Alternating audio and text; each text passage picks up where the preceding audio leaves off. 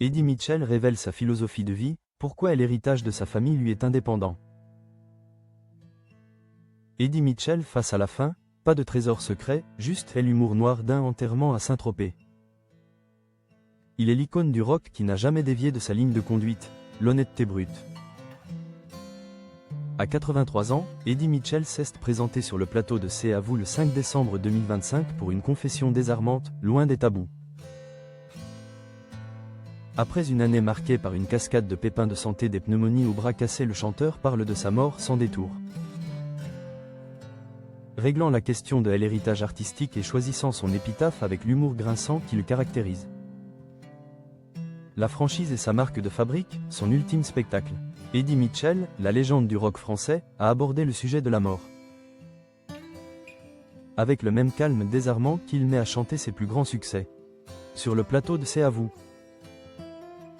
Il n'avait ni pathos, ni drame, juste la lucidité d'un homme qui a traversé une année 2025 éprouvante, qu'il a lui-même qualifié de pas son année. L'inquiétude autour de sa santé a été bien réelle ces derniers mois. Au printemps, l'annonce de l'annulation de sa tournée estivale. 6 concerts très attendus avaient secoué ses fans. Un communiqué avait alors évoqué la nécessité d'observeurs. Un traitement strict et un repos prolongé, signifiant l'arrêt forcé de l'artiste. Le bilan de 2025 est lourd, 2 pneumonies à 1 an d'intervalle. Une rechute mal diagnostiquée, une opération du nez à Toulon. Des passages aux urgences dans le Var et une hospitalisation à Marseille. Pour couronner le tout, une lourde chute à Paris lui a valu un bras cassé. Un enchaînement infernal que le rocker a résumé avec un fatalisme teinté d'ironie, exprimant son impatience que 2025 se termine enfin.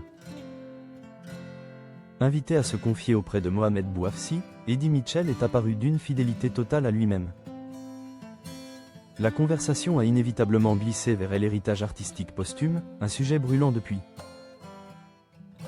Que des titres inédits de son ami Johnny Hallyday ont été dévoilés après sa mort.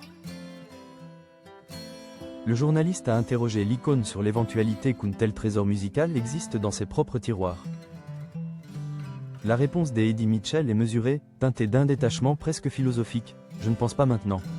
Maintenant tout est possible. Avant de balayer l'idée avec sa franchise légendaire, non, je ne pense pas avoir caché les choses. Non, il ne me semble pas. Puis en plus, ça ne m'intéresse pas vraiment, honnêtement. Pas de stratégie posthume, pas de mystère à vendre. Chez Eddie Mitchell, la création est un acte qui se vit dans le présent. Ce qui devait être enregistré l'a été. Le reste n'a, à ses yeux, qu'une importance minime. Une vision apaisée, loin des fantasmes de la légende qui se prolonge artificiellement. LUL Time volonté, un enterrement face à la mer et une épitaphe savoureuse. La discussion a pris une tournure plus inattendue et personnelle. Mohamed Bouafsi a évoqué le fait que Eddie Mitchell avait déjà choisi l'emplacement de sa dernière demeure. Une information que l'artiste a confirmée sans la moindre hésitation. Vague le plus tard possible, bien sûr, à Saint-Tropez, parce que c'est joli, c'est un cimetière marin, c'est beau.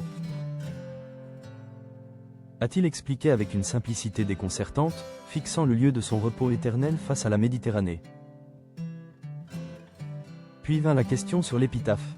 Et là, la réponse a fusé, parfaite, révélatrice du caractère de l'homme, mélange de pudeur et d'humour noir.